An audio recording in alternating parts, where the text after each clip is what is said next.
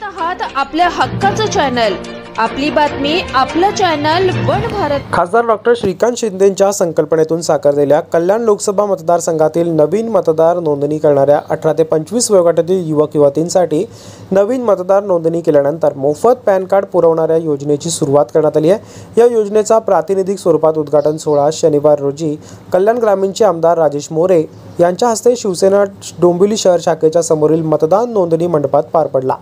कल्याण लोकसभा क्षेत्रातील सदरची मतदार नोंदणी करण्यासाठीची मोफत पॅन कार्ड पुरवणारी योजना 15 ऑगस्ट 2025 पर्यंत दररोज सकाळी 9 ते दुपारी 1 आणि संध्याकाळी 5 ते रात्री 9 यावेळी डोंबिवलीतील पूर्व आणि पश्चिम येथे विविध ठिकाणी सुरू राहणार आहे। यावेळी आमदार राजेश मोरेंसह शिवसेनेचे उपजिल्हा प्रमुख राजेश कदम, कल्याण कृषी उत्पन्न बाजार समिती संचालक मनोहर पाटील, डोंबिवली शहर सचिव संतोष चव्हाण, उपशहर प्रमुख गजानन व्यापारी, गोरखनाथ म्हात्रे, युवासेना शहर अध्यक्ष सागर जेधे, खासदार कार्यालयाचे प्रकाश माने तसेच पदाधिकारी, नगरसेवक, कार्यकर्ते आणि या योजनेचा लाभ घेण्यासाठी आलेले अनेक युवक युवती नागरिक मोठ्या संख्येने उपस्थित होते।